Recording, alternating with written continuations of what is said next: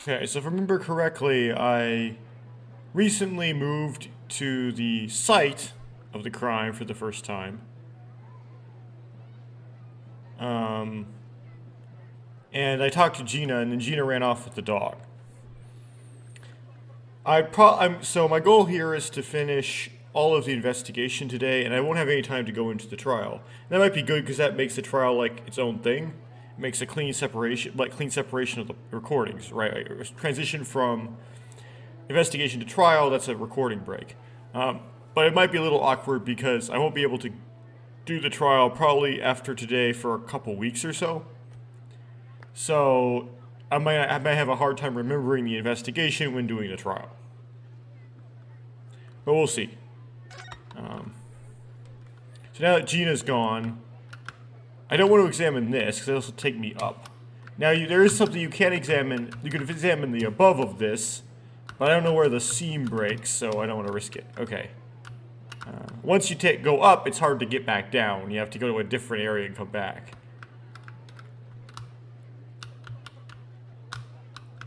Okay, this stuff is still examinable.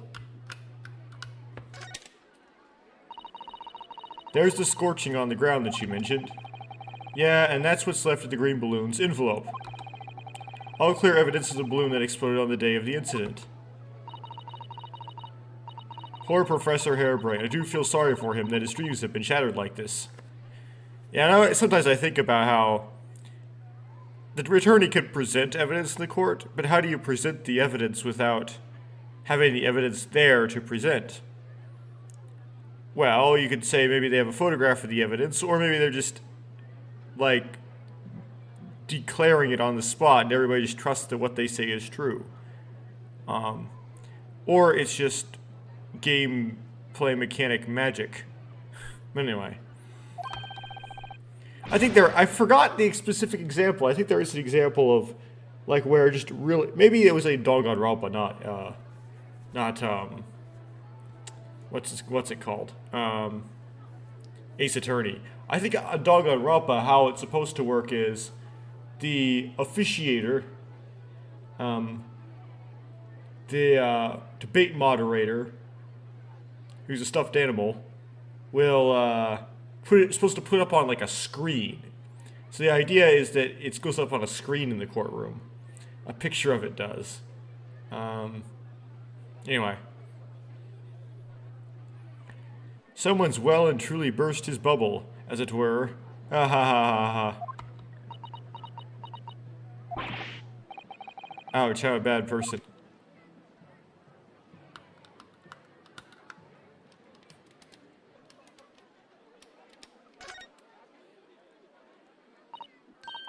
Oh, the Crystal Tower.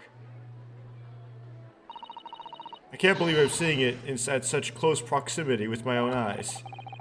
You've really been looking forward to the great exhibition, haven't you, Miss Susato? Oh yes, when I found out that I had to return to Japan, I'm afraid I cursed my luck. But here you are back in London, gazing up at the magnificent tower. I know. Perhaps I was wrong to curse my luck so harshly. Okay, so that's a very large field.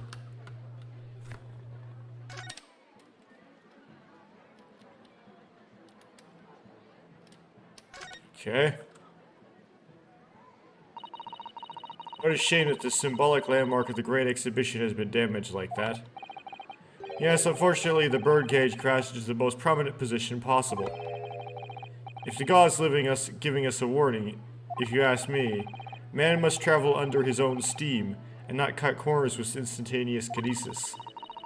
But imagine what might have happened if the birdcage had landed on a slightly different location. The death toll would have been far worse. So to think perhaps it was a blessing in disguise. So I think, that is. Well, the gods are benevolent, obviously. I did say it was just a warning.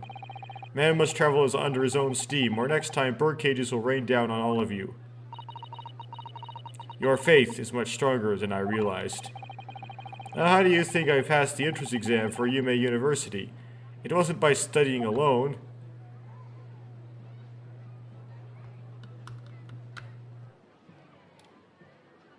I wouldn't have studied anything. Anyway. So that's it for that, and then I want to examine this, but high up. The stage up there is where the experiment was set up. It's very high, isn't it? About 30 feet, I believe. Or 9 meters, if you prefer. Craning your neck to see up to it starts to hurt after a while, doesn't it? Yes, we need to get up there and look around properly. Although, if I'm honest, climbing all those stairs makes my chest hurt. Oh dear, I think perhaps you should exercise more, Mr. Naruhodo. No, Puyon cardio.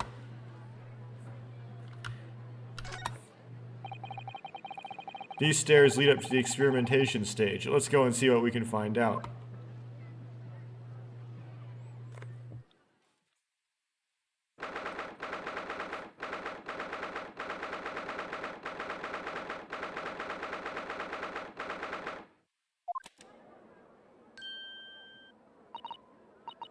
Oh my, so this is the machine. That was used to deceive people into thinking instantaneous kinesis had taken place. Yes, that's right. Or rather, it was the machine. It's a little worse for wear at the moment. What extraordinary links Professor Harebrain went to in order to obtain the research grant. No, the professor was tricked as well. He didn't know anything about it. Yes, of course. It's amazing though, isn't it?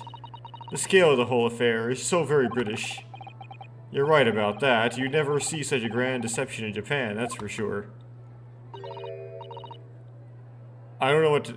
I feel like I should say something about that previous line, but I don't know what to say. Oh look, is that... Lord Van Zykes? So, I think we're more or less done here, aren't we? Shall we, Miss Susato? Already? He is the Reaper, remember? We do well to keep our distance, I think. We have permission to be here, from the top. We're perfectly well allowed to investigate this machine, as long as we don't touch anything. From the top? Do you mean Lord Strongheart? Exactly. So we can stay here and stare at this wreckage for as long as we like. She could have been at the center of the explosion here, and it wouldn't have bent her steel will. I don't know why Van Zykes... He's just a person, dude.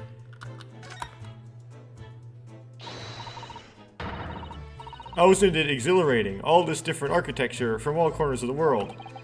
That right there looks particularly Russian. It does make you feel a bit like an explorer, doesn't it? I know it's all subjective, but the onion-shaped roofs have rather caught my attention personally. It is very subjective, isn't it? Japanese buildings with their wood and paper construction have excellent ventilation. And I've realized that British buildings being made of brick and stone are very strong and long-lasting. The more you know about how things are done in other countries, the more you understand your own, I feel. Oh yes, I do agree with you there. But I can't help wondering what an onion does for the roof of a building. I mean, I suppose it's playing on my mind because I don't like the taste of onions. You really oughtn't let your taste in vegetables dictate your taste in roofs, Mr. Naruhodo.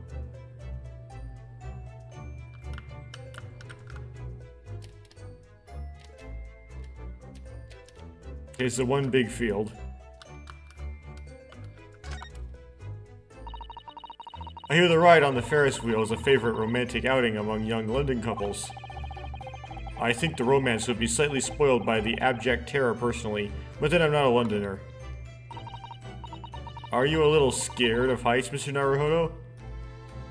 It's supposed to make you all kind of like scared cuddly. It's not that I'm scared, not at all. It's just that staying on the ground seems so much safer. Well, perhaps I shall have to ask Iris and Mr. Sholmes to accompany me on it in that case. When you put it like that, part of me does want to give it a try. Oh, you have competitiveness with Mr. Sholmes? Oh dear, is it complicated for you? It's complicated for you, isn't it?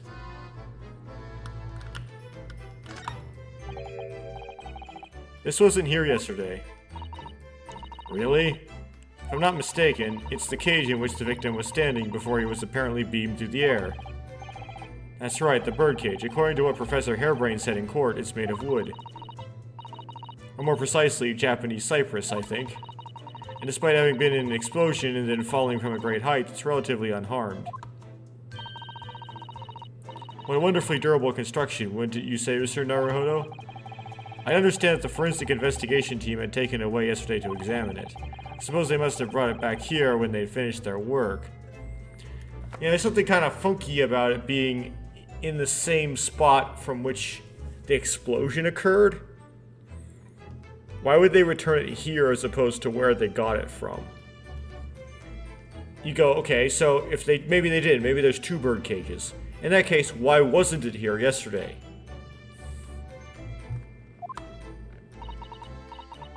But sadly, not with the body inside it. You could say, okay, the research, oh, well, that would be really silly. It would be really silly if there were 2 bird cages and you just didn't realize it because the investigation team took away one of them to investigate it.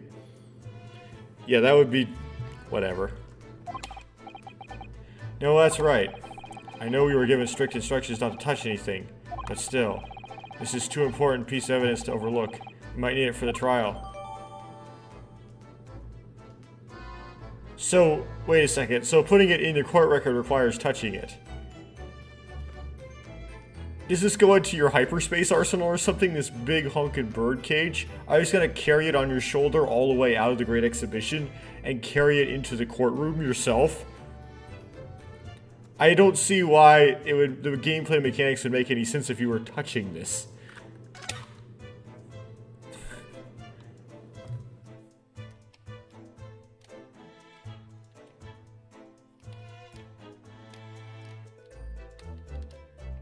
Okay, let's examine it. What a terrible explosion it must have been. Even the steel girders have buckled and twisted in the blast. Now what they call the bird cage is right in the middle of it all, just here. And this makes me realize I forgot to examine the bird cage. You know when you're not in a trial, you want to examine everything as soon as you get it in the court record. So, is there anything worth examining here? Yes. Oh, look here, Miss Susato. Oh yes, the wood cracked and broke a little. I suppose because it fell from such a height? Yes, from the height at which the balloon was flying down into the crystal tower below. A fall of about 30 feet, or 9 meters, leaving the man inside tragically dead.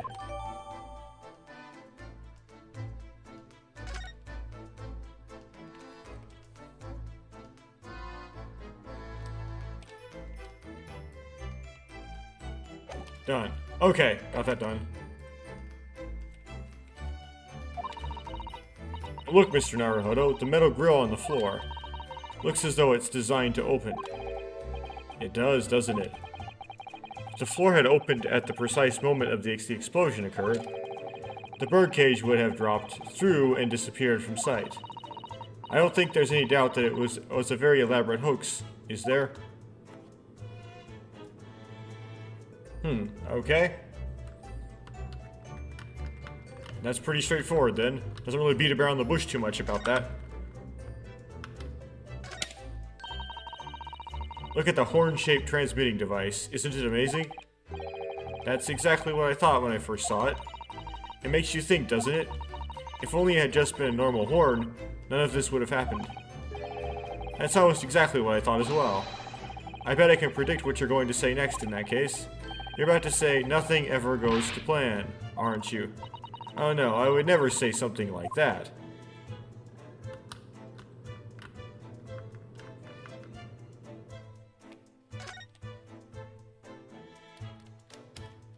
Okay, one last thing, it appears. Yeah. Okay, one last thing to examine.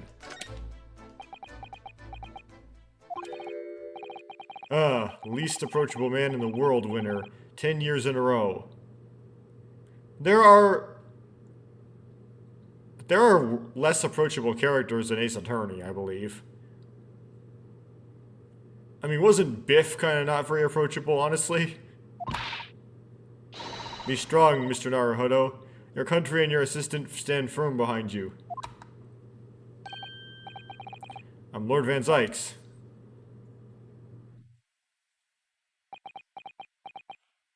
I mean, at least he's not a Von Karma or something. What? Although he might be an ancestor of a Von Karma. Well... Why did you talk to me? Beautiful weather we're having, isn't it?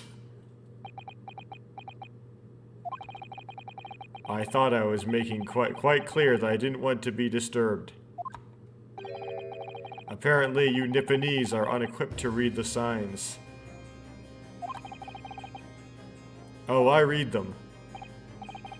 So, what are you doing here? Entry to this area is prohibited. Well, the thing is... Lord Chief Justice Strongheart granted us permission to investigate. On the condition that we didn't disturb anything. And yet you've managed to disturb me. Ah. Never mind. State your business then. Come to think of it, there are quite a few things I'd like to ask Lord Van Zykes about. Not least of which is that awful case, even though it's nothing to do with this. Everything has to do with everything, Ryonosuke. You have obviously not played any of these games before. Ask away, Mr. Naruhodo. You won't know unless you try. Okay then, we'll start with... Will you go out with me? So, Clint. It's the name of your older brother, I understand. Lord Van Zykes. You Nipponese, I always have to be on guard whenever you're around. So, you've been investigating me, have you? Oh no, it's not like that. Well, alright, it is a bit like that.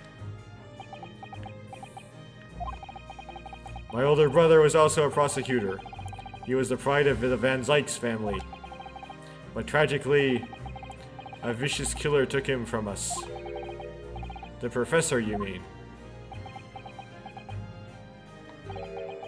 Hehehe. Is something funny? That's the extent of what you've discovered, is it? I shouldn't be surprised. Sorry, there's more to it then. Lackluster work is very much your trademark, isn't it? You're too kind. Are you going to tar all Nipponese with the same brush next? So tell me, what's your interest in the historic incident? As it happens, Lord Van Zykes, there's a rather curious case that's come to our attention. The Hound of the Baskervilles, right? Are you aware of Madame Tuspel's Museum of Waxwork by any chance? I am, naturally. I believe that since last month I feature in one of the displays there, very public scorn. Oh, for public scorn. Of course, the infamous Reaper of the Bailey would have an exhibited, wouldn't he? Well, a particular waxwork has been stolen from the place and held for ransom. A particular waxwork, which... Wait, you mean... Yes, it's the professor. Mr. Shobes is investigating the case as we speak. I was unaware of that. He's turned as white as a sheet.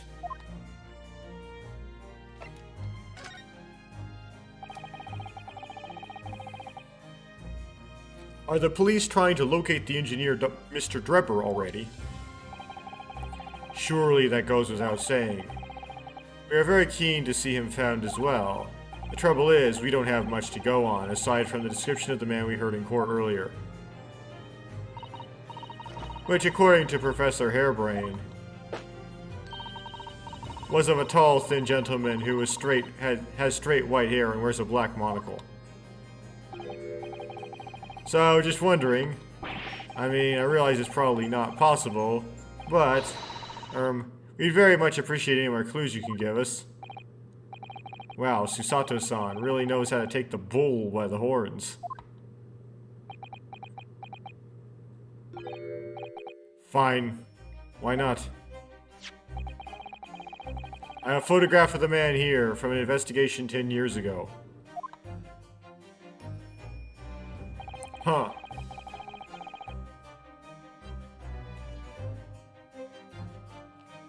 Don't recognize it exactly. Though it appears he already had that black monocle at the time.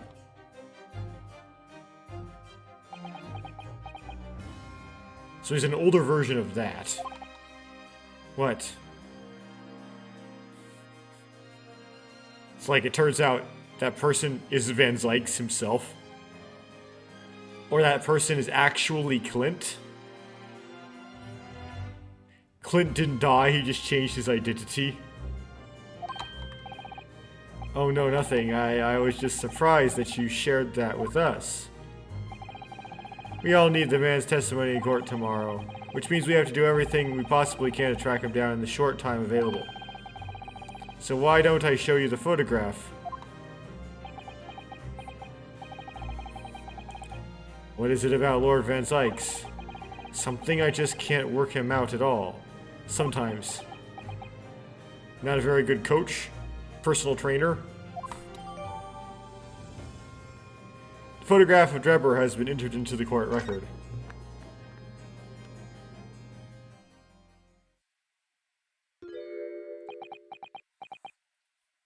Let's look at the court record. It's a photograph, so you probably won't have any, like,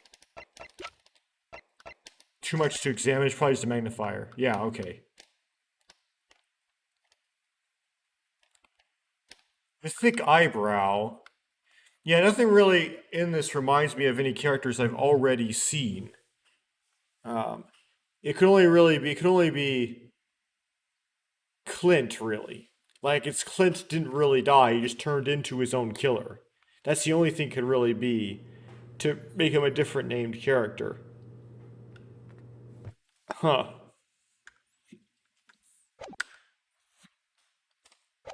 As far as I can tell. Yeah, this guy is not very subtle about who he is. Ah, the file I requested for the trial tomorrow. Thank you.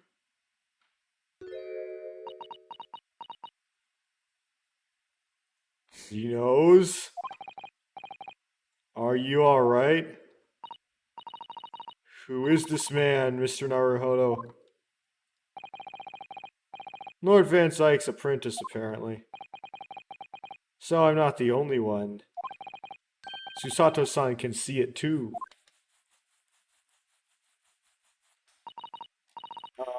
Van Zykes, may we speak with your apprentice for a moment? With him? Why?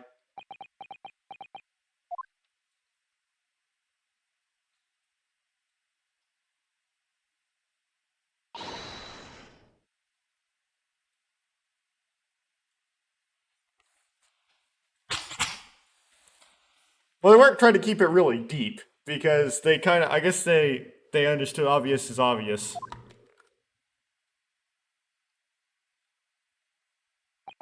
He's not going to respond. Azuma. I don't believe it. Your posture, your presence, it can only be... It's you, isn't it, Kazuma-sama?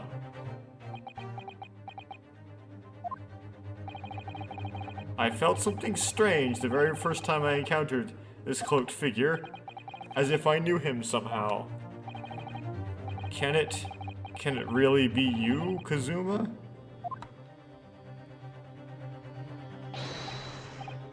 Wait. Too late. What's going on here?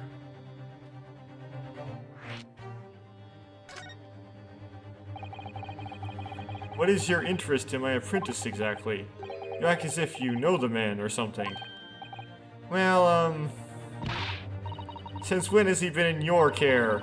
I don't recall you having an apprentice before I left Britain 6 months ago. Lord Stronghound introduced me to him about 3 months ago now, with instructions to mentor him as a prosecutor. But he didn't tell you why, did he? The man appears to be suffering from amnesia. He's forgotten every last detail about himself. He has amnesia? Oh, this is cliché. Tomorrow he will appear in court at my side. What? He's to serve as my judicial assistant, on Lord Strongheart's orders. He'll be in court with us? Now then, unless I'm much mistaken, I believe this conversation has run its course. That's gonna be some dramatic thing happen in court. That's exciting? Okay. Oh, yes, thank you. I definitely saw a reaction there. When Susato-san called out like that, it clearly seemed to hit a nerve. When she called out Kazuma-sama.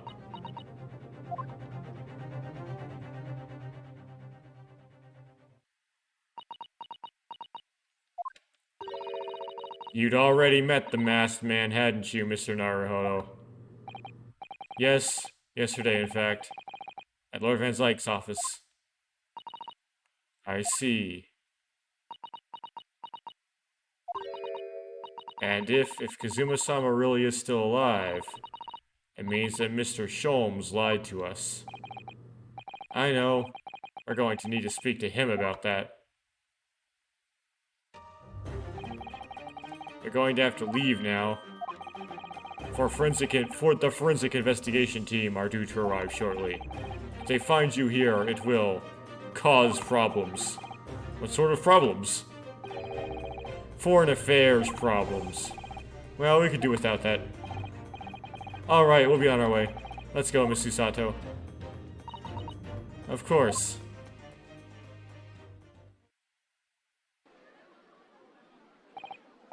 Well, I think we've done all the investigating we can here for now. If we could just determine the whereabouts of Mr. Drebber, I'm sure Gina and little Toby won't let us down. I was about to read that will let us down. Now then, do you think we ought to try to speak with Mr. Sholmes at this point? We have things to discuss, and I'm dying to meet him again after all these months. Yes, it's quite possible he might know something useful. You're right. We ought to find him at Madame Tuspel's. He's supposed to be working there as a temporary waxwork exhibit. Yes, Iris told me all about his latest unusual venture.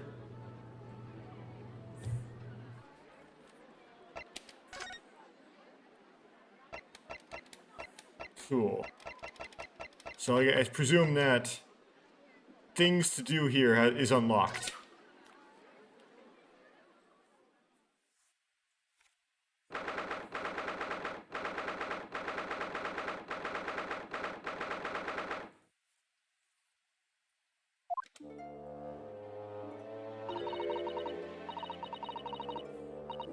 Here we are again, the House of Horrors. I'm afraid I haven't gotten used to this place yet.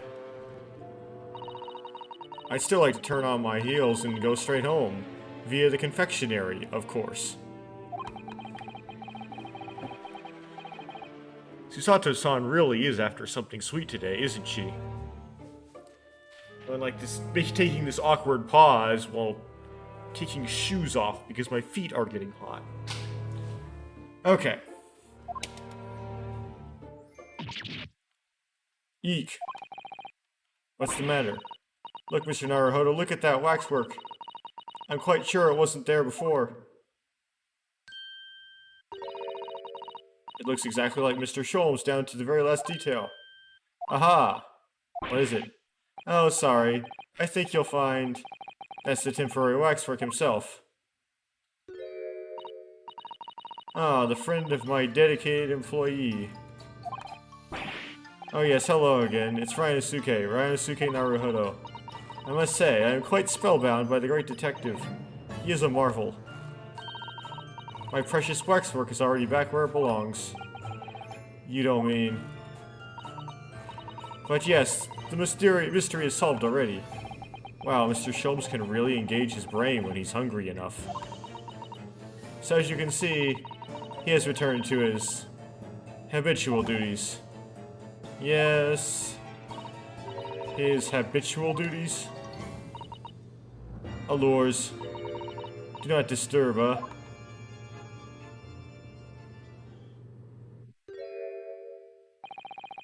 Poor Susato-san, she looks very perplexed.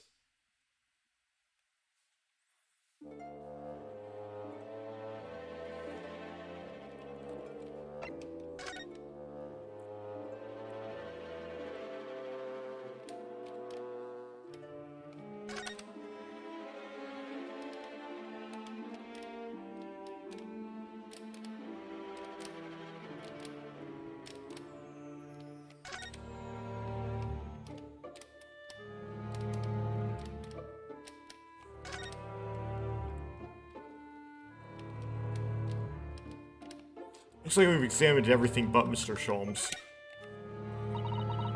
We really do need to speak with Mr. Sholmes, and I am lodging to say hello again.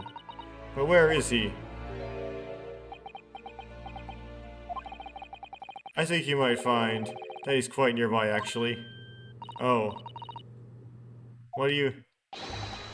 Indeed, my dear fellows, it is I. The world-famous great detective and waxwork, Herlock Sholmes.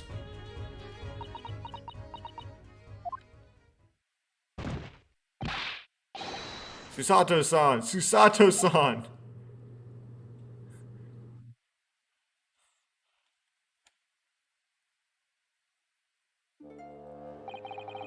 My most humble apologies. I thought I died and gone to eternal paradise for a moment, via London. My dear madame, allow me to make amends by offering you a tasty free deduction at some point. As long as it's not of questionable street food quality. I don't understand. Why are you working as a waxwork here, Mr. Sholmes? Merely a secret identity, you understand, though the case is largely solved now. Largely solved? We are talking about the waxwork abduction, I presume. Indeed we are, my good fellow. As I predicted, it was as easy as proverbial pie. Though I confess, I'm yet to partake of a pie, a proverbial or otherwise, or any food so far today for that matter.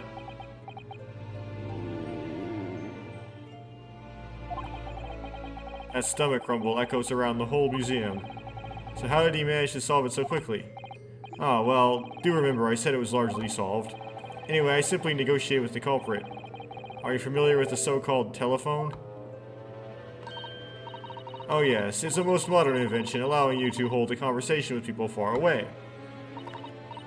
In Japan, only the imperial capital and a handful of other cities are connected as yet. This morning, a telephone call was received here from the perpetrator of the abduction. As such, I was able to negotiate terms, and in the end, waxwork was returned. That's amazing. Just between you and I, it would appear the culprit had always intended to return the stolen waxwork in any event. Oh, but I thought whoever was responsible had demanded a ransom, no?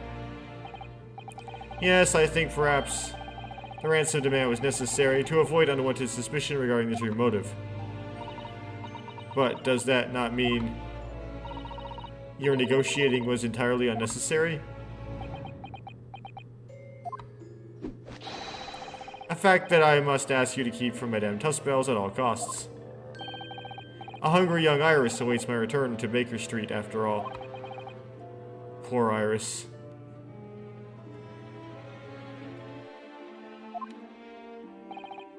Now then, do I sense that you have some business with this great waxwork?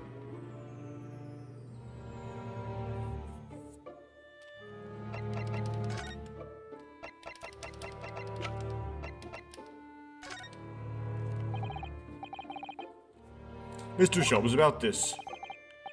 As you will see, I'm rather busy at the moment. If it's advice you seek, come to my office tomorrow and I shall be happy to help you. Shall we say, through pence per item as a consolation fee. That's 2 hours of gas, that is.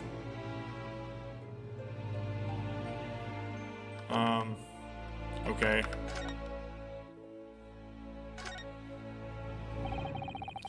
We are in the process of trying to track somebody down. Oh. Yes, a man by the name of Enoch Drebber. He's a swindler who duped Professor Hairbrain and the engineer who built the kinesis machine. A swindler and an engineer. Quite the modern man. He also seems to be a conjurer of sorts too, with considerable knowledge of stage magic. We really need to locate him before the trial resumes tomorrow morning. But we have so few clues to go on, that's the trouble. Do you have any good ideas? I have no data yet. It's a capital mistake to have good ideas before one has data. If I knew something of the man's appearance at least, I may be in a better position to help. Yes, Drebber's appearance. Fortunately for you, however, presently I have little to occupy myself and little to fill my stomach. As soon as you find any clue, no matter how small, I shall gladly give you my thoughts on it.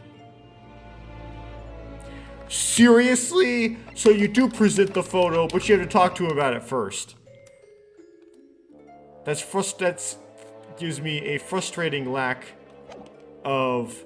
gives us a frustrating lack of flexibility. Got railroaded. Okay. Mr. Sholmes, would you cast your eyes over this photographic print? It's of Mr. Enoch Gribber, the face of the engineer we seek. Well, all Englishmen look broadly the same, of course. So looking at the photograph won't be particularly instructive. Are you alright, Mr. Sholmes?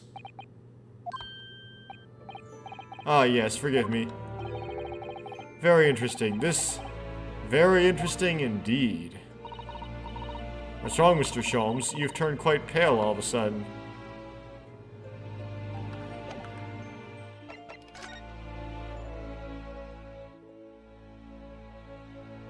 What? It just ends off there? It doesn't open up any new dialogue? What?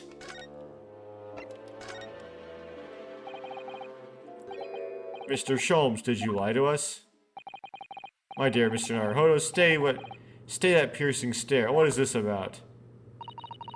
Last winter, when we were first on our way to Britain, aboard the steamship. Your words are very clear. So then, let us unravel this mystery, and discover what events led to this curious murder. You told us that it was murder, and you examined Kazuma-sama's body. Indeed, and wherein lies the problem? We met him earlier today, the victim, Kazuma Asogi. You're quite sure? He was wearing some sort of mask and was apparently suffering from amnesia. But yes, I am quite sure it was Kazuma-sama. You must have known at the time, Mr. Sholmes, that he wasn't actually dead. Well, I can only assume I was swept up in the murderous atmosphere at the moment. But the fellow wasn't dead at all. Priceless. I don't suppose that performance would pass muster, would it, Mr. Naruhodo? I could believe that the crewman present at the time made a mistake. But not you, Mr. Sholmes. I will now tell you something of first importance, my dear fellow.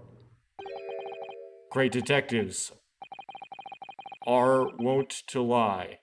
It will serve you well to remember that. Please, Mr. Sholmes. Tomorrow in court, you will find yourself on the threshold of a very great mystery. For now, I'm afraid that is all I can say. Clones! No, I have a suggestion, Mr. Naruhodo. Will you indulge me? Well, what is it? As I explained to you when you arrived, the missing waxwork has been returned. And I personally reinstalled the exhibit from which it was taken behind those thick curtains. Yes, the Professor exhibit, isn't it? Would you like to see it for a mere 5 shillings? It's a special one-time only price, you understand. What? The opportunity won't come again, I might add. Wouldn't you like to see the fruits of my labor?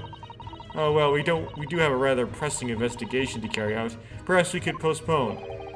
The price is very reasonable, 5 shillings. I think you'll find it well worth it.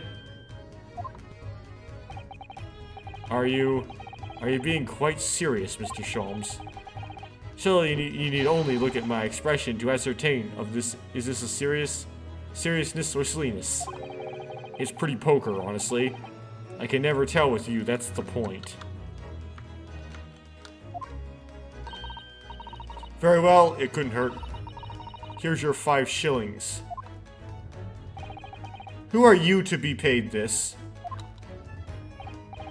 So, the special exhibit awaits behind the curtain. I invite you to pursue it at your leisure.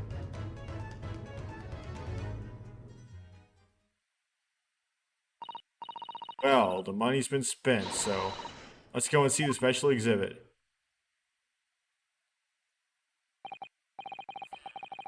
Those heavy curtains at last.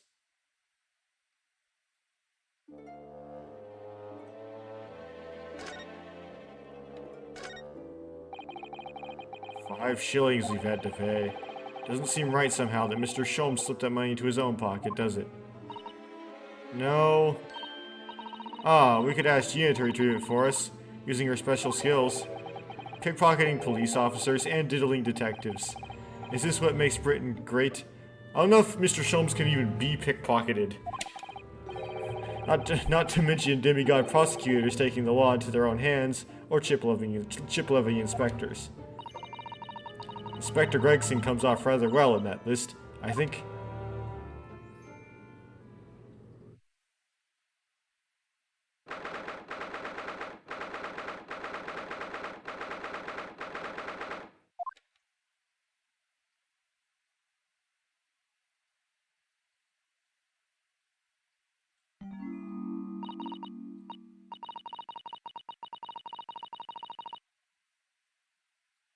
Oh dear, I felt a shiver run down my spine as soon as we walked in here.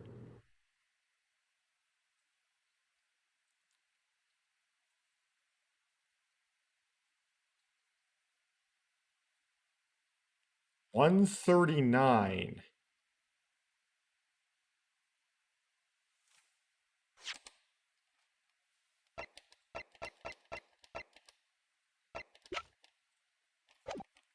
I should recognize. Oh. Huh.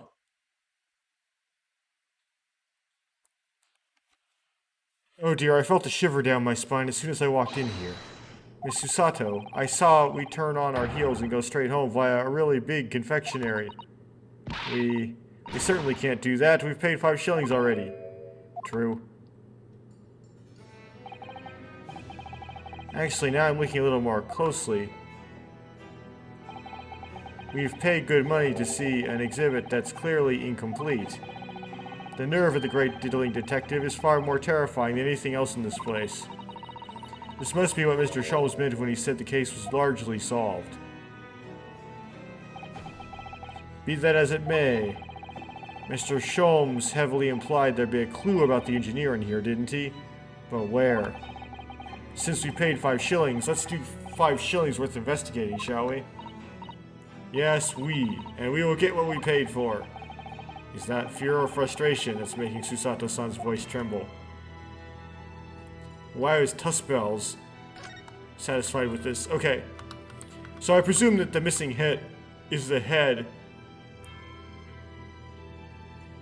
of the murderer. So far as what he's called already, the professor. This must be the killer, the fiend known as the professor. Yes, I think so. According to what Madame Tuspel said, the killer killed 5 victims, all of noble or royal blood. And the person who stole its true intention appears to be to hide the appearance of the professor. That is his head. So, Mr. Sholmes got them to agree to return everything but the head. Okay. So, the professor is very closely linked to the case we're working on right now, and that's why his appearance had to be hidden. The waxwork is so lifelike, isn't it?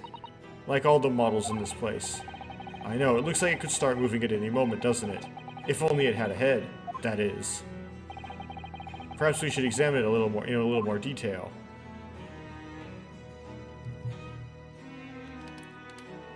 That number. Is this the condemned man? Yes, the so-called professor. Then perhaps his head was chopped off by guillotine. But unable to find peace, he emerged from his grave as a headless ghost. Do we have to entertain such terrifying ideas, Miss Susato? Anyway, I'm sure the model had a head once. There's a metal fitting for it, see? Then perhaps Mr. Sholmes absent-mindedly forgot to reattach it? That's an extremely absent-minded detective you're describing, isn't it? Or perhaps the thief absent-mindedly forgot to include the head when he or she returned it to the museum? And that would be an extremely absent-minded thief. Could there have been some reason why only the head wasn't returned? Well, whatever the reason, it means we don't know what the face of the infamous professor looked like, do we? Oh. There's something caught just inside the convict's jacket. It looks like a piece of broken glass, and quite a big piece too. Very thick, isn't it? About 5 times thicker than normal window glazing, I'd say. Where could such a thick piece of glass have come from, I wonder? Suppose it must have been thick to increase its strength. From the crystal tower, right. But why? Well, perhaps because the glass had to span a particularly wide area, such as a big building, for example. Oh, well, you've seen a large glass building recently, haven't we? And some of the glass is broken, too. You don't mean... Exactly. The Crystal Tower at the Great Exhibition. But why would glass from the Crystal Tower be lodged inside the waxwork's jacket? It makes you think, doesn't it?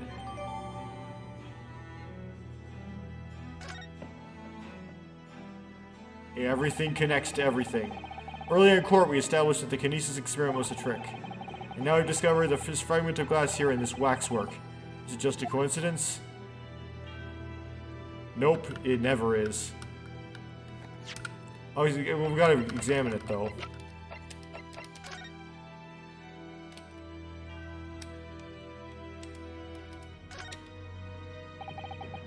This piece of glass is almost as thick as it is wide. Yes, I've never seen anything like it. If we were to compare it to a human, only Mr. Sholmes has such thick skin. There really is no need for such a comparison, Mr. Naruhodo, as we well know. Anyway, it can only be from the Crystal Tower, surely. Yes, I think so too. It was probably made especially to meet the demands of that great structure.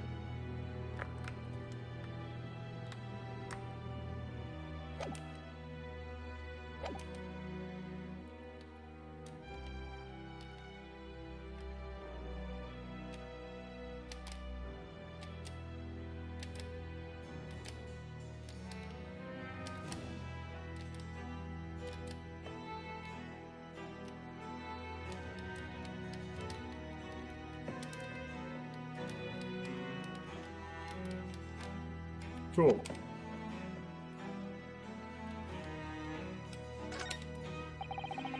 Doesn't matter if they're here in Britain or in Japan. Graveyards are scary.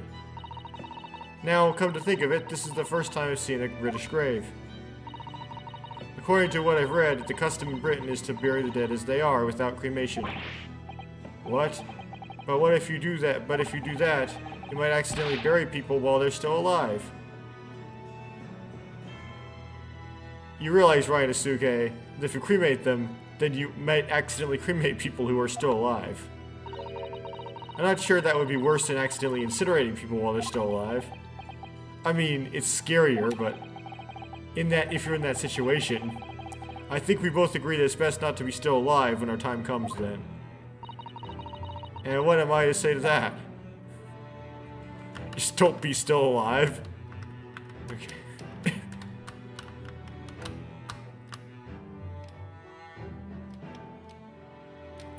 Okay, not much on the perimeter. This part of the exhibit is just as disturbing as the rest. It looks so real. It seems to be a young man in a white overcoat. And he has a large shovel in his hand too, look. Perhaps we should investigate it in a little more detail.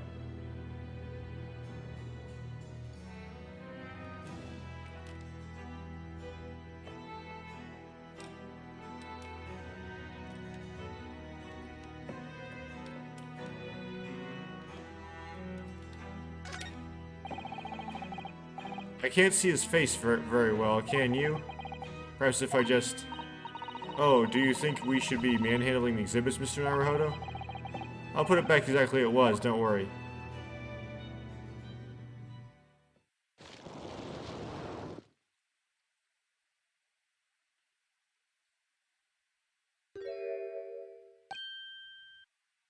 Ah! What on earth? How can... I don't believe it. A black monocle. Mr. Naruhodo, is it possible this man is... Yes? It's Enoch Drebber. The color of his hair is different, but... it's unmistakably him.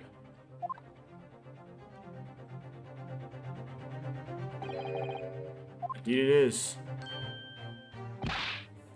Mr. Sholmes! This man is the subject of your present hurt, I believe. Yes, that's right. Just who is this man? Why is he here in this exhibit? And why does the convict behind him have no head?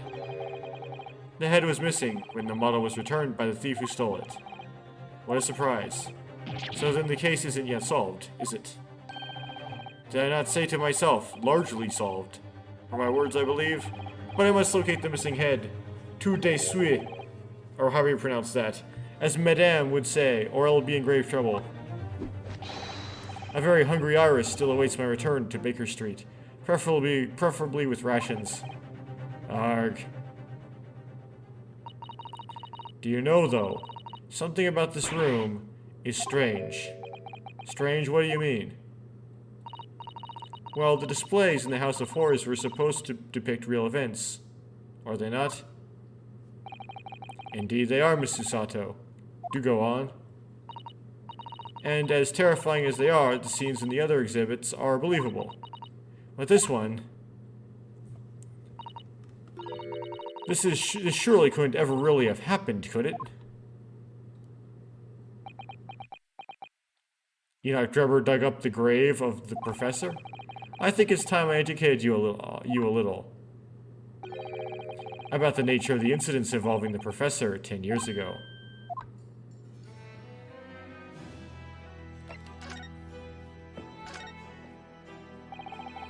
I believe I told you a little about the professor yesterday, did I not? He took the lives of 5 victims, everyone being either a member of the aristocracy or royalty. All were attacked by an enormous hunting hound. Oh. And had their throats ripped from their bodies. Okay, it seems a little different than how... I didn't read through the Hound of the Baskervilles, but from my impression from Wikipedia, there's only one victim of the hound known, and he died of a heart attack, supposedly. Now, he didn't really die of a heart attack, but it was passable as that. Somehow. Oh gosh, enormous hound, how awful. After taking the life of his 5th victim, the killer was apprehended. It was a case of unprecedented magnitude in Britain, you understand. Accordingly, the professor was tried in a closed court. No members of the public were permitted. A closed court. So you mean the professor's identity? As you surmise, my dear fellow, his identity was never made public. Naturally, he was found guilty, and was summarily sentenced to death by hanging.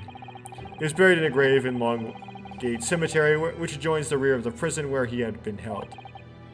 However, that was not the end of the affair. Oh. The very night that he was buried, the convicted man came back to life. Well, this sounds to me like a botched hanging. Came back to life. He clawed his way out of the ground and emerged into the moonlit graveyard.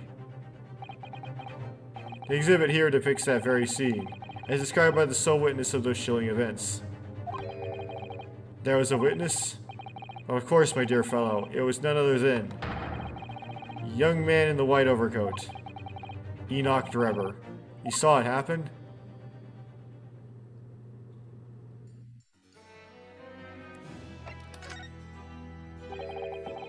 So this is a waxwork model of Enoch Drebber.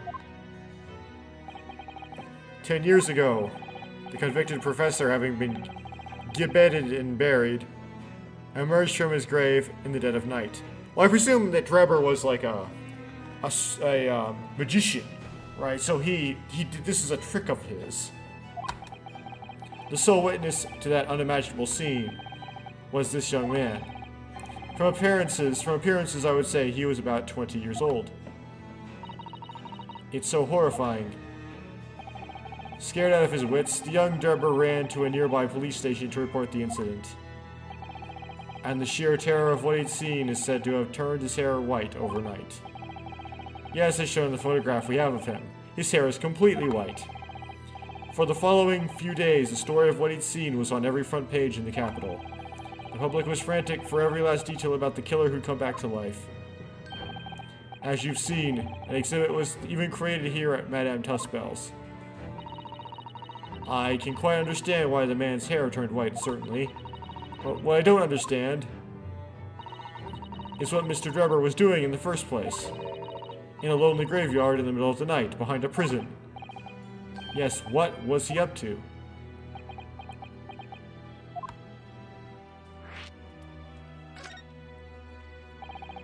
The professor's act of terror threw London's upper classes into complete panic 10 years ago. It was a great scandal, one might say, at the very highest levels of society. And since the killer's identity was never made public, rumors abounded. After all, no killer had ever before systematically employed a dog as a weapon of murder. Yes, I can imagine the impact the case must have had. But in time, of course, the rumors abated. So too did talk of the shocking witness account of the convict who came back to life. It was forgotten, dismissed as a dubious ghost story, as a preposterous parlor tale. But why did people stop believing it? Why? Simply because there was no resurrection to speak of. As was established, in fact. What do you mean by no resurrection? Police investigated the grave in Lowgate Cemetery and published their findings. The convict's body was found to be buried exactly where it had been following the execution. No. But that would mean Mr. Drebber must have lied to the police and the newspapers. That would appear to be the only logical explanation, yes? The young man subsequently vanished from society, and nothing has been heard from him since. It's rather striking, then, that he should resurface now, don't you think? Of course, the convicted murderer wouldn't really have come back to life. That's not possible. I've just started noticing how this parallels Kazuma coming back to life. But Drebber's hair is unusually white. And if that really did happen overnight as a result of shock, it's hard to believe the incident was an out-and-out lie. Just because his hair is white? Interesting.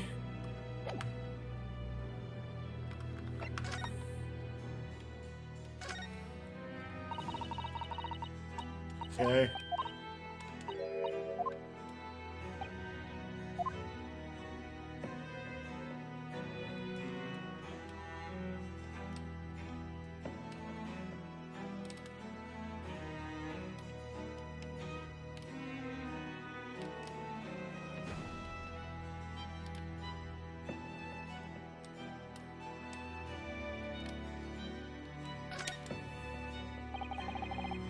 What's this here?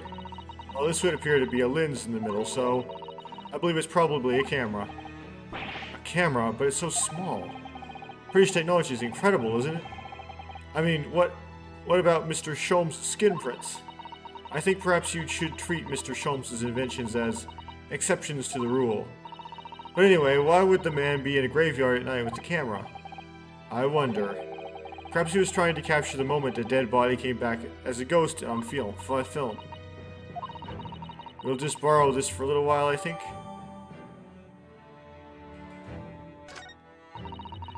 Now, looking at the photographic plate inside the camera, I can see what picture was taken. What photographic plate?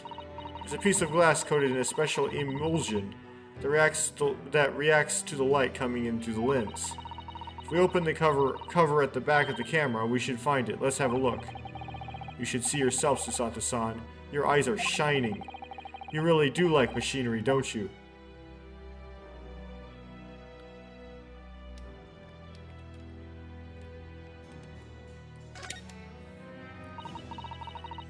A large shovel. He's holding it rather ominously, isn't he? What on earth would the man be doing with a shovel in a graveyard in the middle of the night? I'm Susato, yes? That's a spade, isn't it? No, it's a shovel. No, shovels are for digging. That's for scooping up loose material. It's a spade. We've been through this, Mr. Naruhodo. It's a shovel. No. Although, we haven't considered trowels. Trowels are too small. We've allowed ourselves to be distracted, I feel. Perhaps we should concentrate on what the man was doing with the implement. So we're going to bury the hatchet? You're right, though. What was the man doing in the graveyard in the first place? That's the real question.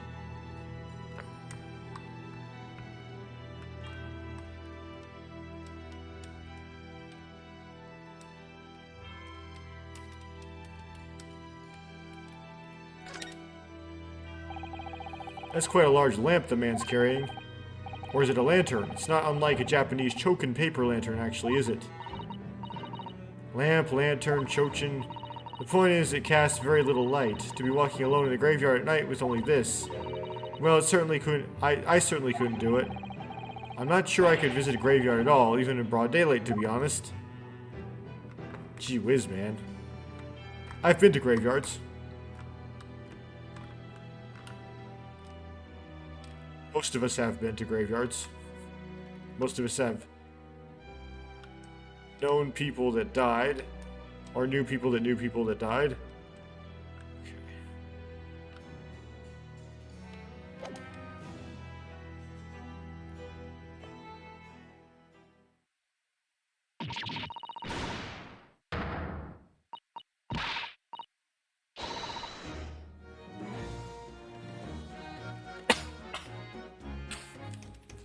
Okay, before I go into this, I gotta examine the camera, right?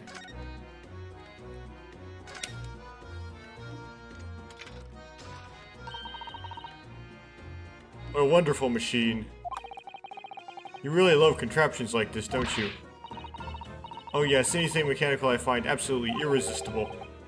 Almost irresistible, surely. Whenever I see a pocket watch, for example, I can't help myself. I simply have to take it apart. That's worrying. Yes, Father tells the time by the rumblings of his stomach now. He's given up having to watch. Poor Professor Mikotoba. Look, Mr. Naruhodo, what is it? On the bellows, just here, there's some kind of very dark red stains. Yes, you're right. It looks like blood, actually. Oh my. I'm sure it's not what you're thinking. Ha.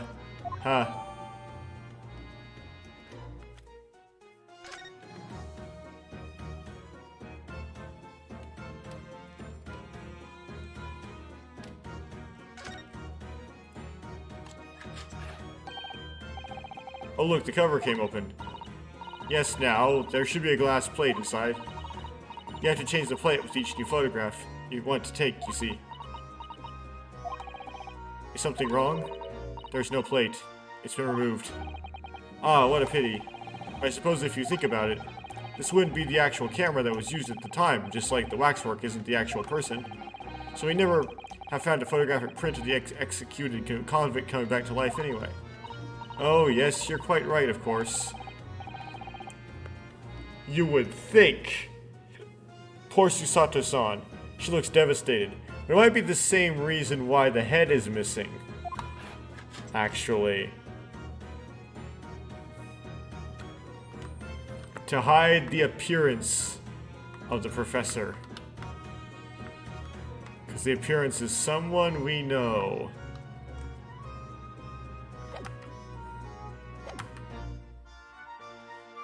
What you bleeding, Nora Odo?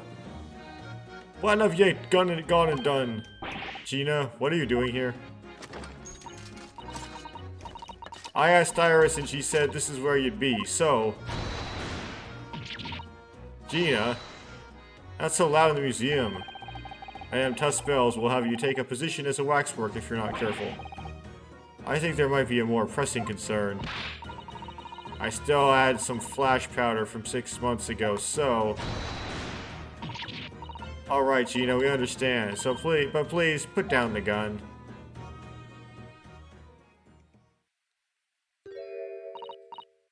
Sorry, I got scared. You should try being the one on the other end of the barrel. So what brings you here, Gina? What brings me here? What do you think? We found it. We found the Dodgy Co's workshop. What, you found Drebber's workshop? Yep. Toby's nose took me straight there. The boss and the others are heading over there now in a drag, so come on. Here's the address. I got the boss to write it out. Oh, thank you, Gina. We'll make our way there at once. Alright then, see you there.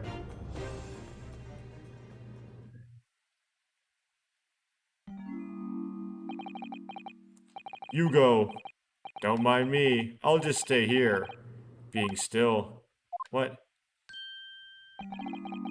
You know, I know my place. In the exhibit over there. Oh dear, someone is feeling sorry for himself. Let's go, Mr. Sholmes. You're coming.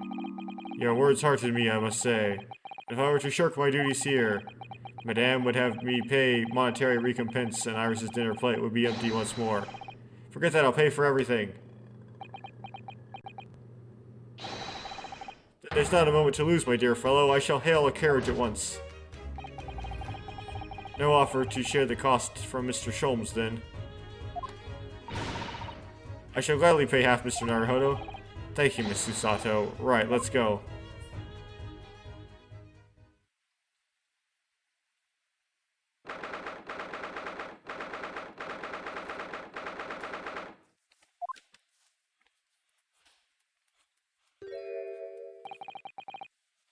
That looks like the prototype robot. It's another super high voltage instantaneous kinesis machine. Indeed, it would appear so, though only a prototype, naturally. Ah, so you got here then. Gina, well done for finding this place. In such little time, you really worked miracles. It's Toby here who's the miracle worker.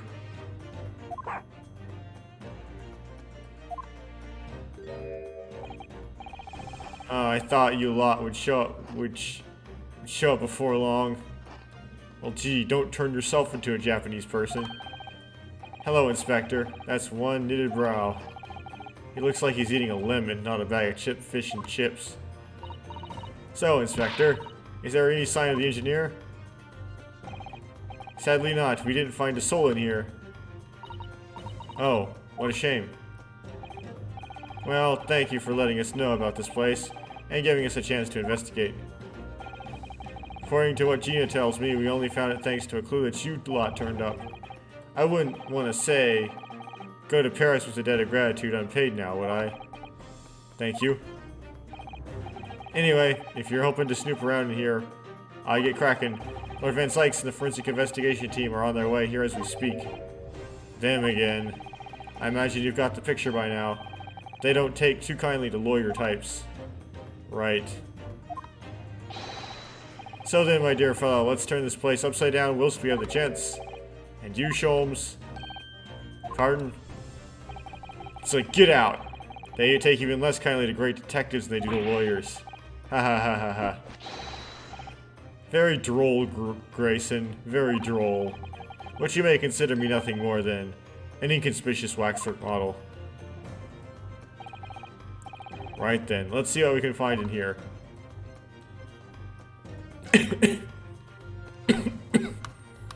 Hidden room. This door doesn't want to open. Yeah, looks like it's got a pretty hefty lock on it. There's a specialist locksmith on his way over from the yard, so hands off till he gets here. With permission, Inspector, I could have that lock open in less than a minute. Well, you don't have permission.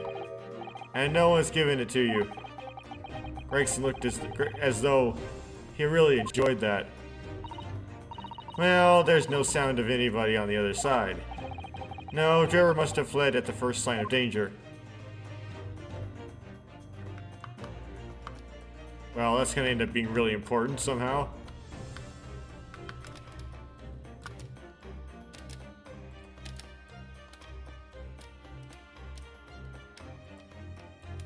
Oh, fine. I'll investigate the big thing. I'm sorry, Mr. Naruhodo. That machine is covered by the Special Dispensation for Scientific Equipment Act. There would be serious repercussions if you were to examine it, from the Crown and the government.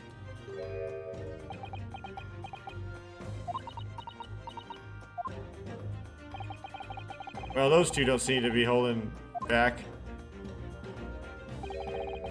It's quite hollow inside. No working parts or devices of deception to be seen, my dear fellow. No loose change dropped on the floor or nothing. Not even a bone for Toby, my dear fella. British people are very much ruled by their own ideals, aren't they? I think that's just these two, Miss Susato.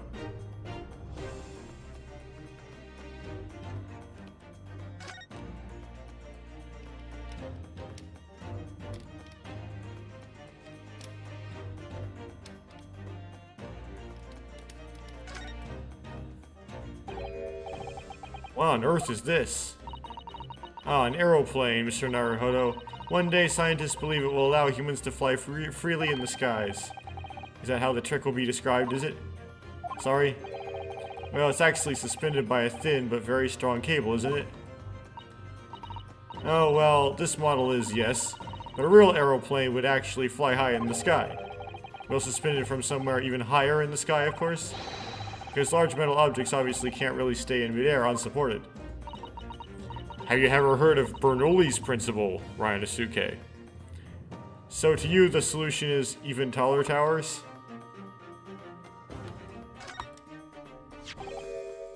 Ah, this appears to be most interesting. Yes, most interesting indeed, wouldn't you say? It's an impressive-looking back massager, that's for sure. I have no doubt that if you hit your shoulders a few times with that, your aches and pains would soon go away. It's a Royal Society trophy for excellence in science. A young scientist would wish for no higher honor. Ah. Would you like a massage? No, I'm fine. Thank you. I had no idea it was such a grand thing. I think it's becoming increasingly clear that there's much more to this Mr. Enoch Drebber than conjuring tricks. I couldn't agree more, my dear madame.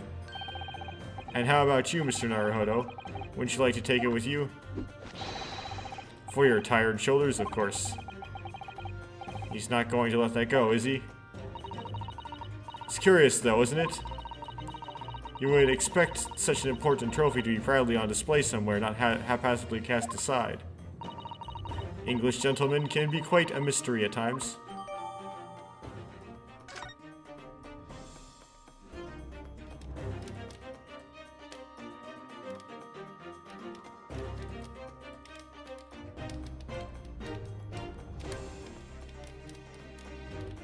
Wow, okay, so Gregson is not an examine.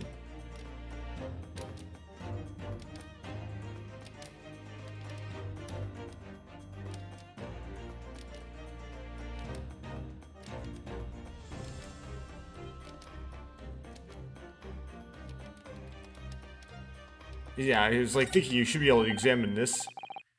It's a European-style quiver of arrows with steel bolts inside. Oh, do you suppose?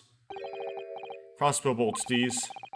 They're just the right size for the bow you lot turned up at the exhibition grounds. In other words... Yep. That's more evidence to support your theory.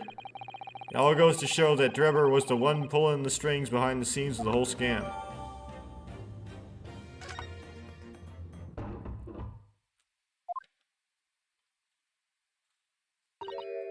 Oh.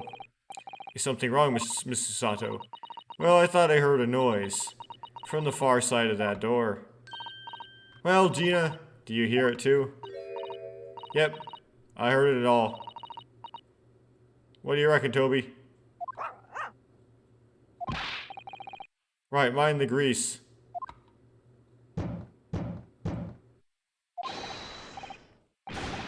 Whatever's in there, open up. This is Scotland Yard.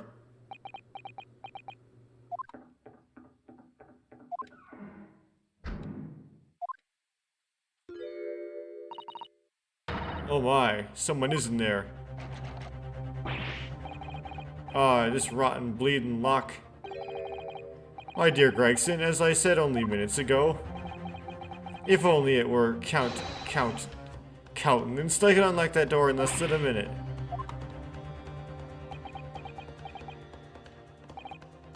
Fine, I'll take the rap for it. Just get us through that blasted door. There, you may enter at will. You've confused minutes with seconds, I think. Time is of the essence, I feel. What are we waiting for? Nothing forward, I suppose. This is an emergency.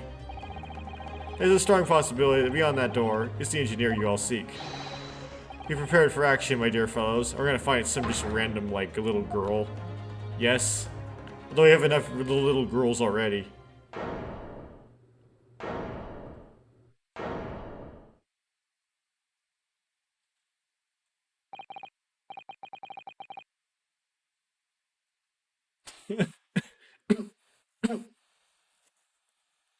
Now, this is weird. What happened in here? Why is everything upside down? Rats, there ain't no one here after all. But there must be. I was only moments ago that we heard those noises. Maybe that's the sound of Drebber running away. But there's only one door into this room. And no windows that could afford an escape route. Those skylights are too high.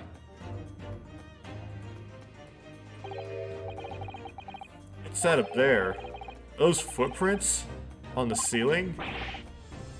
Blow me. Whoa. Whoa, Gregson. What have we... Excuse me. What have we here, then?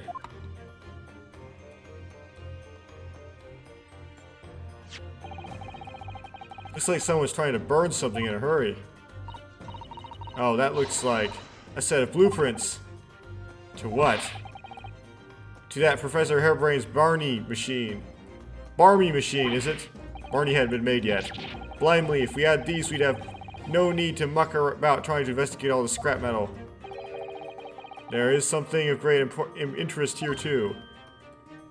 The bomb? This rope is lying on the floor at the foot of that pillar. A rope? That's significant about that. Never mind. You see, but you do not observe, Mr. Naruhodo. We must investigate the entire room thoroughly, and before the forensic investigation team arrive, too.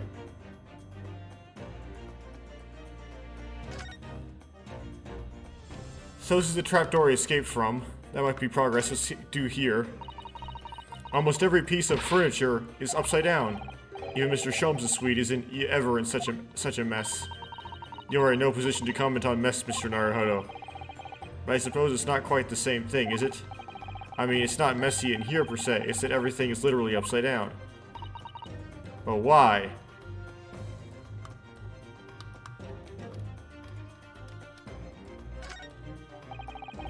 That's a very large safe. I don't suppose even Mr. Sholmes could open that lock. Although if you were a thief, you could just steal the entire thing, I suppose. It's bolted to the floor to prevent exactly that sort of underhanded trick, Mr. Naruhodo. Well then, you could just steal the floor as well, I suppose. I'm sorry, but you really aren't making any sense at all. Anyway, I think we can agree that whatever is inside must be very important.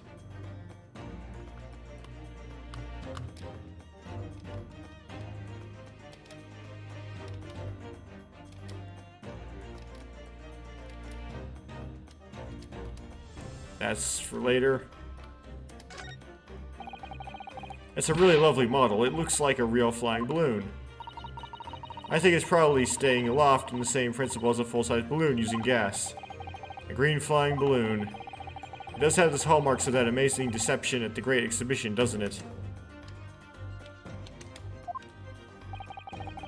Could it be that the whole thing was planned here in this very workshop?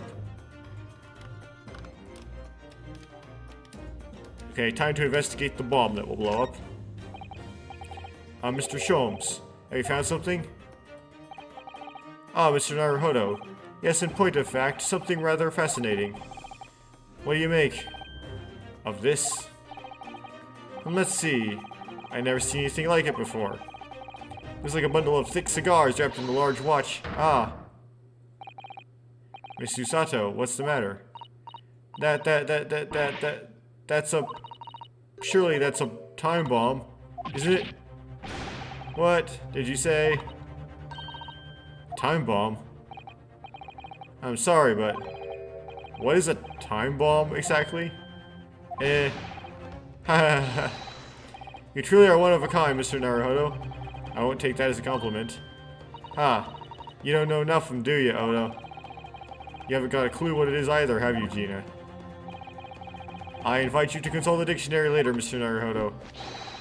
This particular specimen is no time bomb, though I confess it has a very similar appearance. Oh. Oh, thank goodness. But then, what is it? I see. So that's it. Goodness. Mr. Sholmes, have you seen to the heart of the matter? There are times when I consider my lot most unfair, for I am fated never to know how it feels to flounder, as you do when a puzzle presents itself. But I have learned to accept the hardships that come with being a great detective, Mrs. Sato. Here we go. I feel a great deduction coming on. Once again, I can draw two conclusions from the scene we see before us.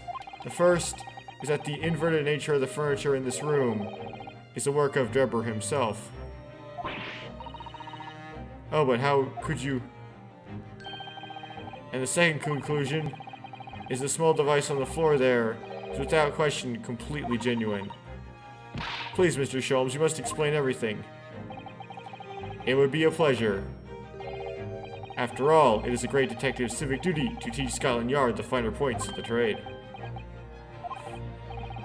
Oh, Inspector Gregson seems delighted with the idea anyway. Ha ha ha ha ha. Oh, you deflected the inspector's glare with such fortitude there, Mr. Sholmes. Well done. You're too kind, my dear madame. I hereby dedicate this great deduction to you. Kindly stand just there, Mrs. Sato. Oh, yes. I'd be delighted. So, shall we begin? Once again, Sherlock Sholmes is proud to present his logic and reasoning spectacular.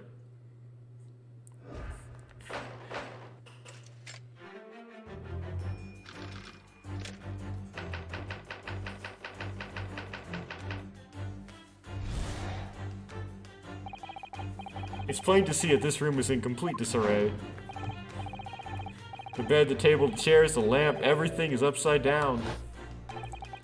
Almost as if every item in the room had, until recently, been happily positioned on the ceiling, before falling straight down to the floor. Okay, are you gonna propose that the room was inverted?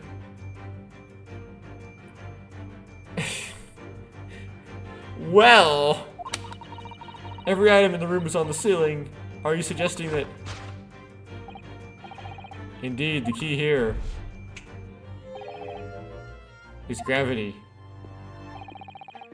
It would appear that technology has at least succeeded in freeing us from the great pull of the Earth.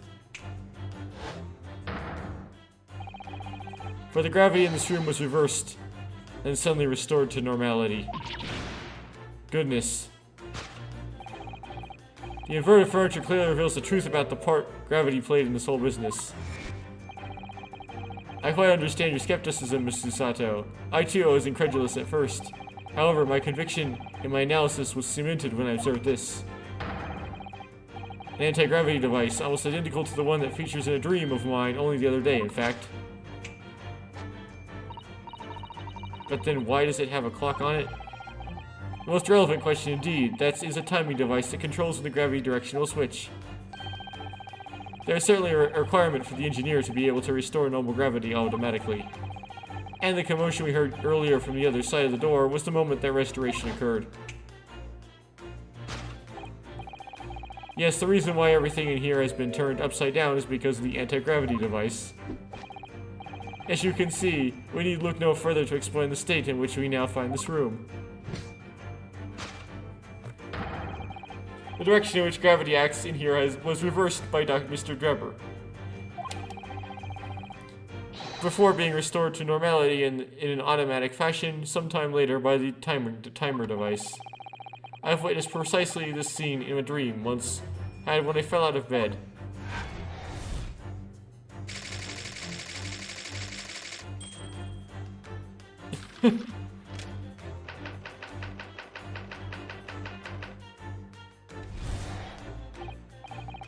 Now let's consider the next conundrum.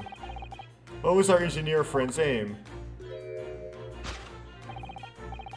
Indubitably, the greatest clue we had to explain his actions is above our heads. Yes, how is it possible that there are footprints all the way up there on the ceiling?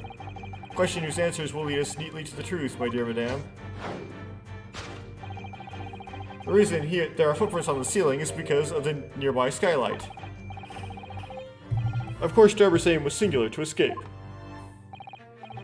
However, there is but one way into this room. Excepting the skylight, that is. Ah.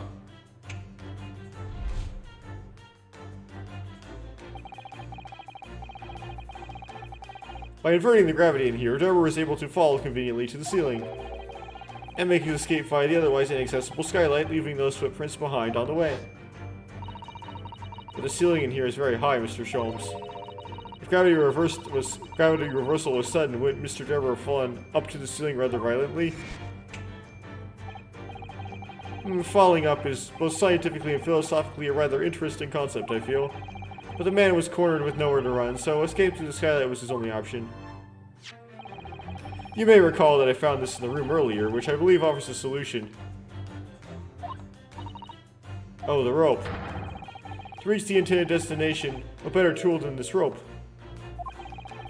By anchoring one into the wall, the man was able to lower himself safely to the ceiling. Which explains how Deborah was able to escape this room before our arrival.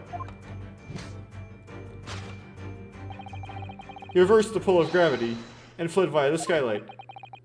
And personally, I should very much like to reverse the pull of gravity again now, just for fun.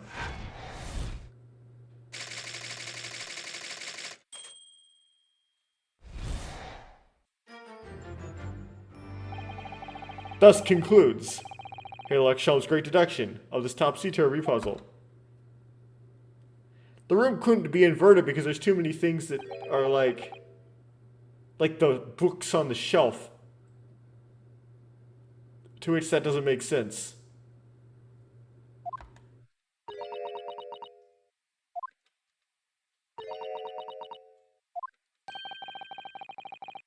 She's completely spellbound. Mr. Sholmes, there's just one thing that troubles me. I would expect nothing less. You're destined to be troubled by just one thing for the rest of your life. The thing is such a thing actually possible? An anti-gravity device, I mean? I would say that with man's current scientific knowledge at the turn of the 20th century, it's no more possible than instantaneous kinesis.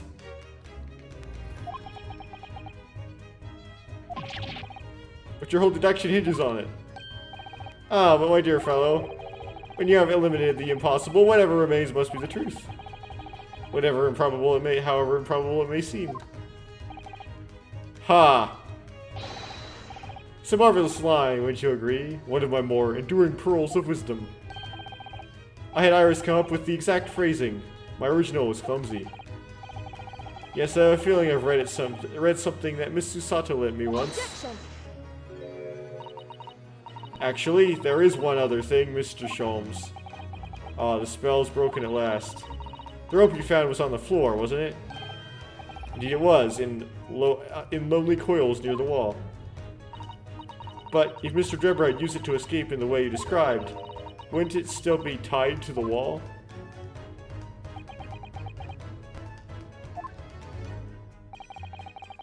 Mysteries inevitably unravel in the end, as I think you'll find. Do ropes? And as evidence of such, you need only look at the mystery we faced in this room, now skillfully unraveled. That argument is as circular as the coils of rope. I think perhaps we might need to give Mr. Sholmes the usual little helping hand. I'm sure with some minor corrections, the great detective's great deduction will lead us to the truth. Yes, you're right. And we must do it quickly before Enoch Drebber gets too far away. Or before the totally a time bomb goes off. If you're ready, then let us resume. Sherlock Sholmes' logic and reasoning spectacular.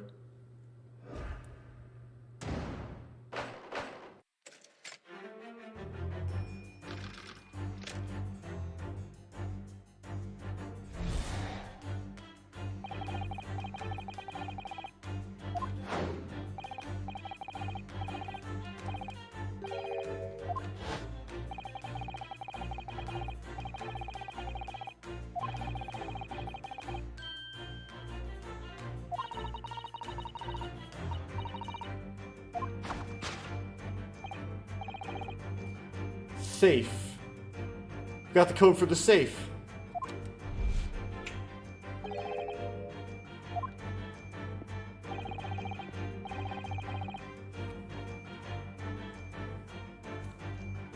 Prepared to write things down. I didn't see the whole thing because the leg was in the way, but...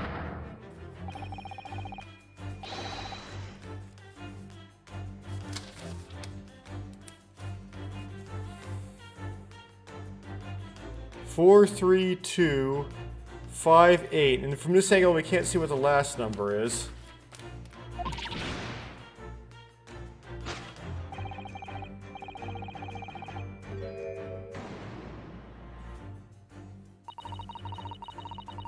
I think gravity could have been reversed in this very room. I find the whole idea utterly enthralling.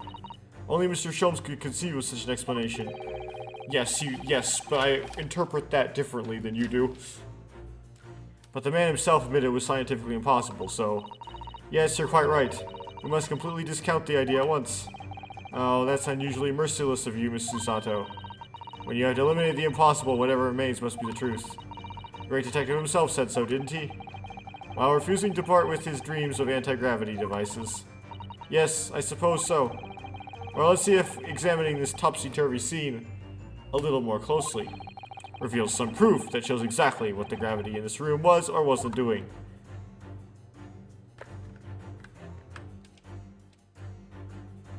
I can't pan enough.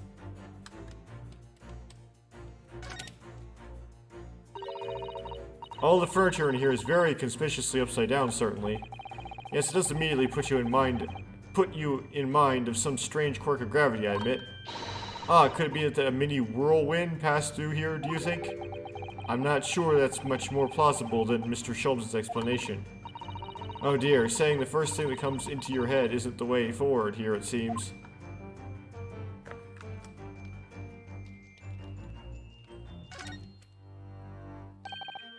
Very well, I wasn't expecting to find a pretty bunch of flowers in here, that's for sure. Oh, look at that. I know, that slender little vase looks like it's about to topple at any moment, but the flowers are thriving. Somehow it makes me think of the fragility of life, wouldn't you say? To be honest, Mr. Naruhodo, something else about it made a rather deeper impression to me. It's right side up.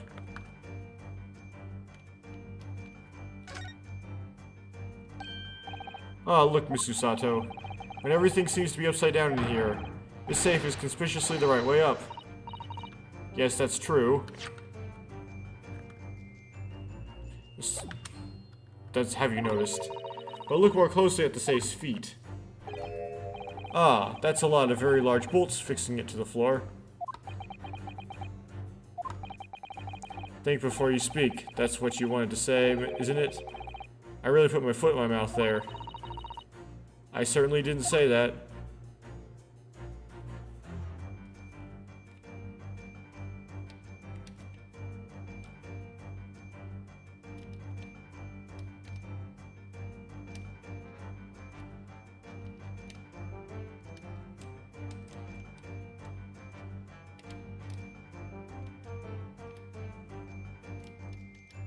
Take that! Break!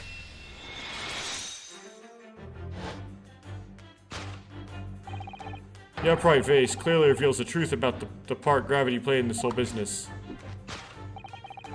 Upon my words, Mr. Naruhodo, you surpassed yourself by completely turning my argument on its head. Trying to impress your assistant here, perhaps? No one is trying to steal your spotlight here, Mr. Sholmes, trust me. As you rightly say, though, it appears at first glance that all the furniture in the room is upside down. This unassuming, slender vase is standing keenly to attention. And unlike the large safe, there is nothing affixing it to the floor. And it's the exception that breaks the rule. In short, much as it pains me, the gravity in this room was never inverted at all. My deepest sympathies for your loss. Oh, poor Mr. Sholmes. But the show must go on, so let us continue with our deductions. Now that we know this contrivance is not in fact an anti-gravity device, there remains but one other possibility.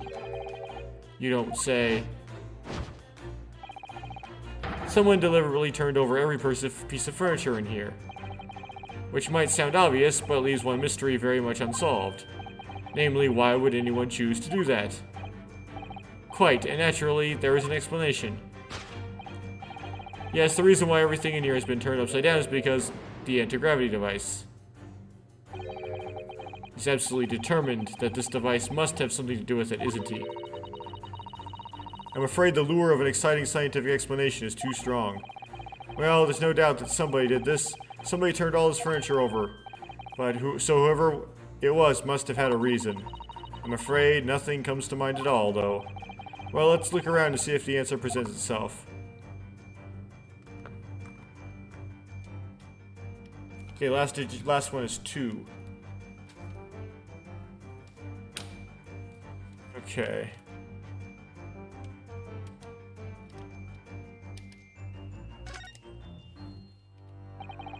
We've already established that gravity wasn't actually reversed in here, haven't we? In other words, this isn't an anti-gravity device at all. Which makes me very curious to know what sort of device it is. But I think for now it's clear that we're looking for an answer elsewhere. Okay. Let's grab it. Look, there's something written on the other side of this armchair. Oh yes, safe. 432582. Safe. As in safe and secure? As in a secure lockable box, I think. Admittedly, more likely. Well, there's a large safe bolted to the floor on the other side of the room, so yes. So you mean this number would let us open it? I wonder why it's written here, though. Take that!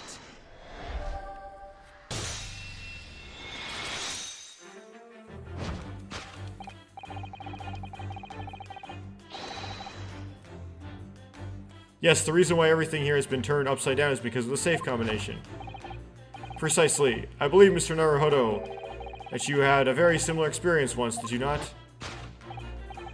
Yes, last year. When I bought a lottery ticket, I noticed the ticket number down. The ticket number down on the inside cover of a book, just in case.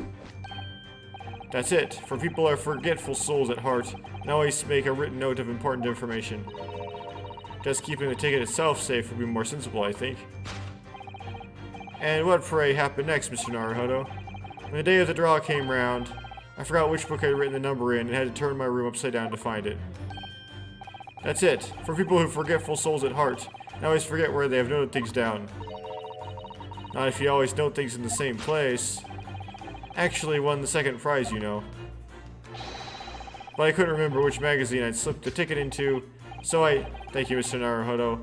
I believe I've proved my point now.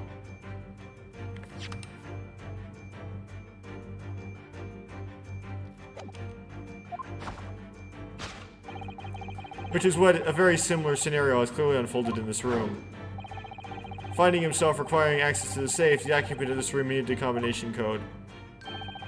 He remembered that he'd written it on the underside of a piece of furniture, but forgot which one, leading to the state in which we now find the room.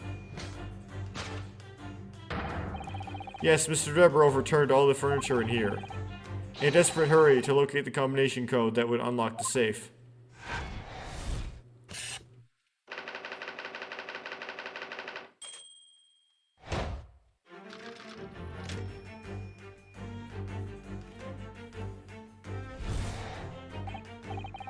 Now let us consider the next conundrum.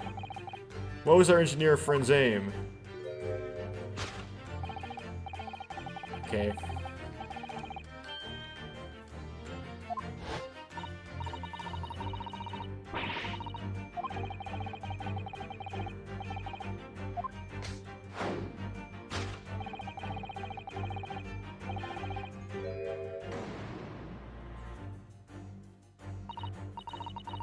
Well, if a change in the direction of gravity can't explain it, then how did those footprints get there?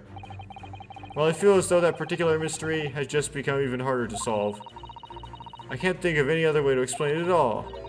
Oh, life was so much simpler in those halcyon days, when gravity could be reversed.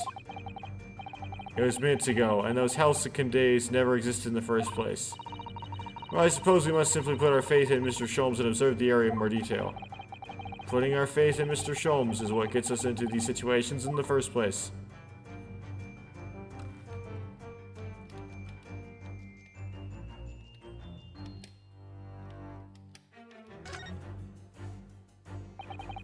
It looks like these are the only windows in the room. In other words, if you wanted to escape without using the door, these skylights would be the only way. Yes, that's true, but even so, the right next to the only escape route, we notice some telltale footprints. Nevertheless, as we've said many times now, gravity can't explain how they got there. But powerful springs on the soles of the man's shoes could. You have been having strange dreams as well, Mr. Sholmes. Here we go. This is a gas balloon, isn't it? It's tiny, but it does seem to be a real balloon. Yes, I think you're right. I think it's helium that's keeping it up. A green gas balloon. Why does that seem to ring a bell with me? If you can see, there are footprints on this balloon too, look. Oh yes, surely that's a clue, isn't it? Though what does it tell us? I'm not sure. There we go.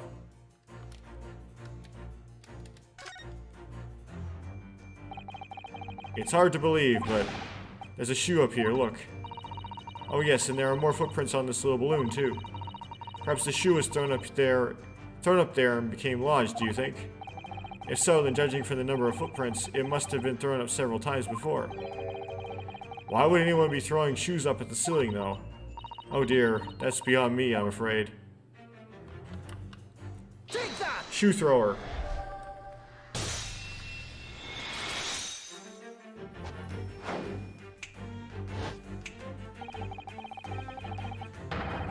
The reason there are footprints on the ceiling is because of the nearby shoe.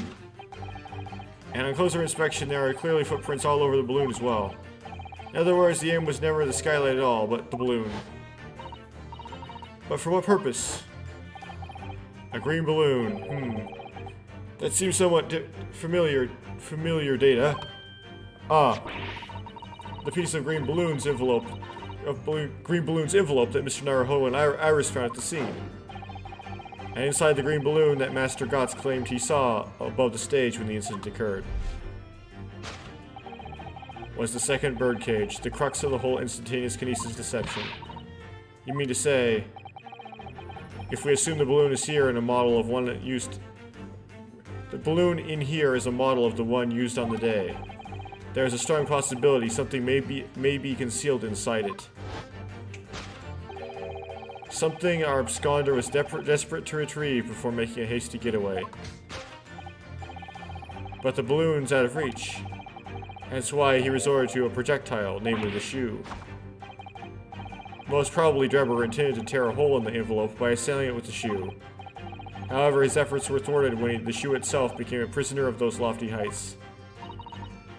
Oh dear, we desperately need to examine that balloon. If only there was some way we could see inside. You may recall that I found this in the room earlier, which I believe offers a solution. Oh, the rope. To reach the intended destination, what better tool than a rope? Mr. Sholmes has managed to bring the deduction back to the rope. Alright, I have to admit, that was clever.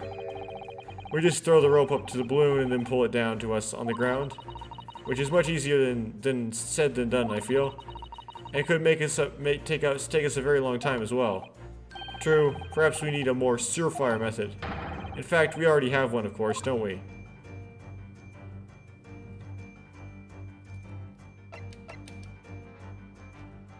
Ha ha ha! Take that!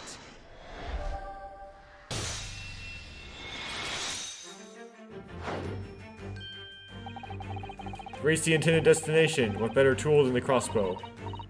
That was found at the scene, in fact. In all likelihood belongs to Mr. Drebber. If the man had only brought it away from him that day, he could have avoided losing a shoe in such a critical time as this.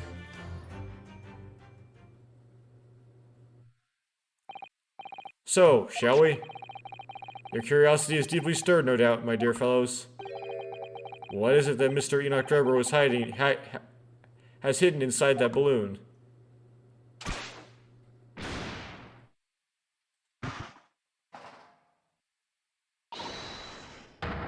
Ah, it's the head. A waxwork. Indeed it is. A waxwork head inside a metal mask. A mask that is shut tight and fastened with strong and quite impenetrable locks. So we can't see the face inside, that means. Just a moment, this is the head of the waxwork model. Does that mean... Oh goodness. I see you've joined the dots, Miss Usato, excellent. Ah, of course, a headless waxwork model. The case of the abducted Madame Tuspel's model that you largely solved. It was only the head of the killer that was still missing. Indeed it was. But I believe Madame Tuspel's will now have to settle her sizable account with me. This, as you have now surmised, is the head of the infamous professor. Yes? But why is it here? This conclusively confirms my suspicions. The man responsible for stealing the professor from Madame Tuspel's. I returned it. Sans tete. Earlier today was none other than Enoch Drebber. This is incredible. Professor Harebrain's case and the Waxwork abduction they're inextricably linked by Enoch Drebber's workshop. We never saw this coming.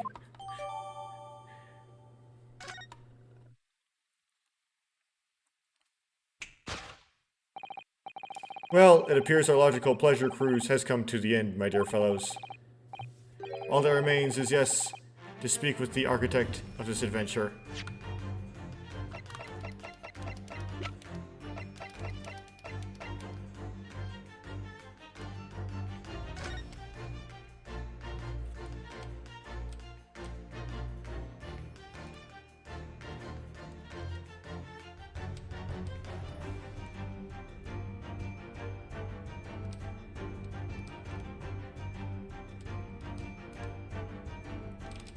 Oh.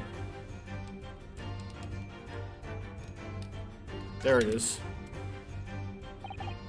This lock does look very strong, doesn't it? There's definitely no way you could remove the mask yourself if it was put on you. What a terrible way to treat someone, even a convicted criminal. I know, it's starting to make me livid, actually. Mr. Naruhodo, please. I mean, just think about it. Imagine if you had an itch on your cheek all of a sudden, you'd be utterly hopeless. Well, yes, that's true. But I'm not sure that warrants quite so much anger. Oh, right. Sorry.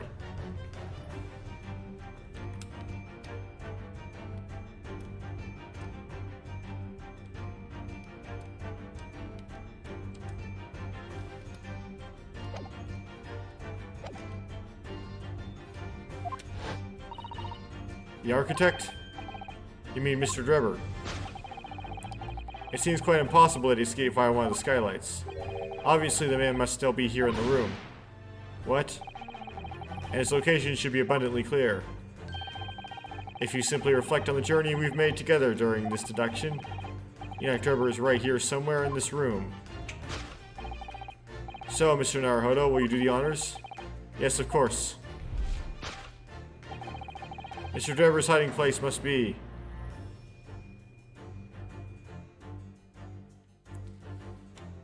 Okay, that's upside down. Well, examine. Oh, we can only present. Okay. The wardrobe is upside down. The safe.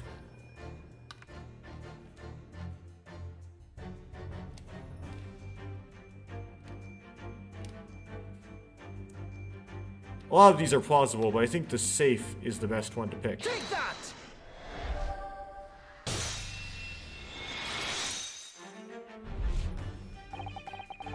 Before we gained access to this back room, we heard noises from in here.